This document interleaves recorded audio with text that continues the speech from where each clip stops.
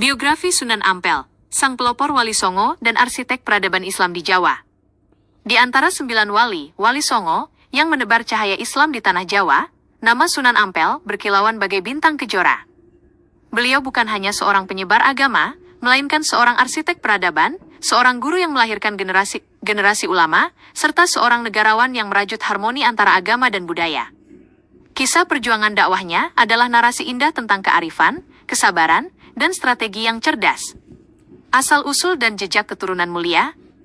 Sunan Ampel, yang memiliki nama asli Raden Rahmat, lahir sekitar tahun 1401 M. Keturunan beliau adalah jalinan indah antara Timur Tengah dan Nusantara. Ayahnya, Syekh Ibrahim Asmarokandi, adalah seorang ulama dari Samarkand, Asia Tengah, yang masih berdarah Arab. Sementara ibundanya, Dewi Chandrawulan, adalah seorang putri dari Raja Champa, sekarang Vietnam. Silsilah ini menunjukkan bahwa sejak awal, Sunan Ampel sudah membawa darah pejuang dakwah dan darah bangsawan, menjadikannya sosok yang paripurna dalam memimpin.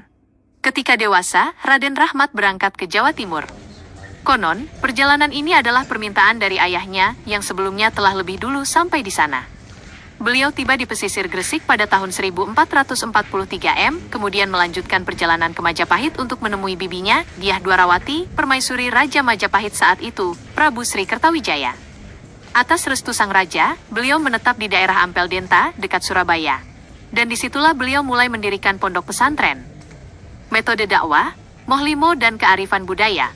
Perjuangan dakwah Sunan Ampel adalah perwujudan dari kata-kata yang lebih lembut dari sutra, namun lebih tajam dari pedang. Beliau tidak menempuh jalur kekerasan atau pemaksaan. Sebaliknya, beliau menggunakan metode yang sangat bijak dan menyentuh hati masyarakat Jawa yang saat itu masih kental dengan kepercayaan Hindu-Buddha. Metode dakwahnya yang paling terkenal adalah mohlimo, atau tidak mau lima. Ini adalah ajaran sederhana, namun mendalam yang menyerukan untuk tidak melakukan 5 perbuatan tercela. 1. Moh main, tidak mau berjudi, mengajak masyarakat meninggalkan kebiasaan berjudi yang merusak. 2. Moh ngombe, tidak mau minum khamr, menjauhkan dari minuman keras yang memabukkan dan merusak akal. 3. Moh maling, tidak mau mencuri, menekankan pentingnya kejujuran dan menjaga hak orang lain. 4. Moh madat, tidak mau mengisap candu, mengajarkan untuk menjauhi narkotika dan zat adiktif.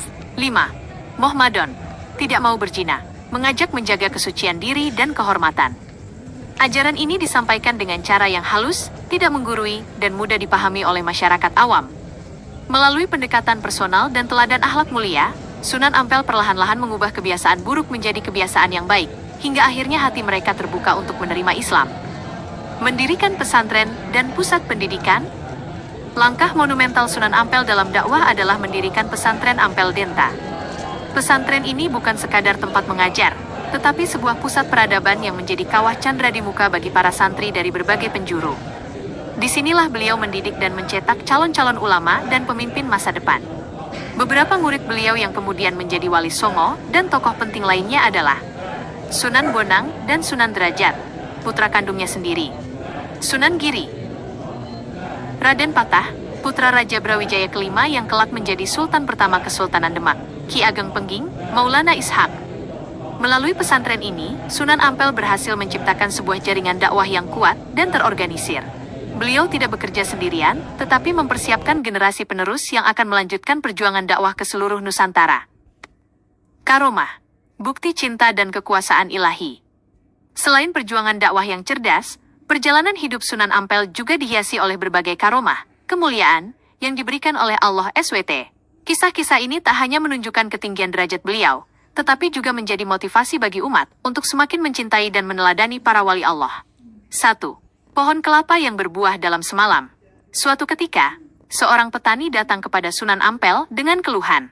Pohon kelapa yang seharusnya sudah berbuah di kebunnya tak kunjung menghasilkan. Dengan penuh kasih, Sunan Ampel hanya mengusap pohon kelapa itu sambil memohon kepada Allah. Atas izinnya, keesokan harinya, pohon kelapa itu telah berbuah lebat, padahal baru semalam. Kisah ini menyebar luas, dan menjadi salah satu bukti kekuasaan Allah yang dititipkan kepada Sunan Ampel. 2. Telaga yang menjadi obat. Di sekitar pondok pesantren Ampel Denta, terdapat sebuah telaga kecil. Konon, air dari telaga tersebut sering digunakan oleh Sunan Ampel untuk mandi dan berwudu. Banyak penduduk yang datang mengambil air dari telaga itu dan merasakan khasiatnya sebagai obat bagi berbagai penyakit, baik fisik maupun non-fisik. 3. kerikil menjadi emas. Kisah lain menceritakan bahwa Sunan Ampel pernah mengubah kerikil di tangannya menjadi butiran emas.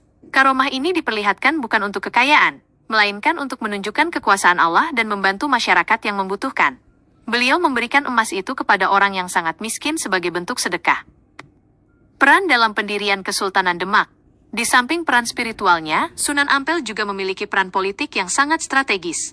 Beliau adalah penasihat utama dan pendorong lahirnya Kesultanan Demak Bintoro, kerajaan Islam pertama di Jawa. Dukungan beliau terhadap Raden Patah, muridnya sendiri, memberikan legitimasi dan kekuatan moral bagi pendirian kerajaan yang menjadi benteng pertahanan Islam di Jawa. Masjid Agung Demak, yang menjadi simbol kejayaan Islam, juga tidak lepas dari andil Sunan Ampel dan para wali songo lainnya. Wafat dan jejak abadi. Sunan Ampel wafat pada tahun 1481 M dan dimakamkan di Kompleks Pemakaman Masjid Ampel, Surabaya. Makamnya hingga kini tak pernah sepi dari peziarah, menjadi bukti nyata betapa besar cinta dan penghormatan umat terhadap beliau. Jejak perjuangan dakwah Sunan Ampel adalah warisan yang tak ternilai. Beliau mengajarkan kepada kita bahwa dakwah adalah urusan hati, bukan paksaan. Bahwa membangun peradaban dimulai dari pendidikan, dan bahwa kearifan lokal bisa menjadi jembatan yang indah menuju cahaya Islam. Beliau adalah teladan nyata dari seorang pemimpin yang tidak hanya pandai berdakwah, tetapi juga mampu merajut benang-benang persatuan, persaudaraan, dan peradaban yang luhur.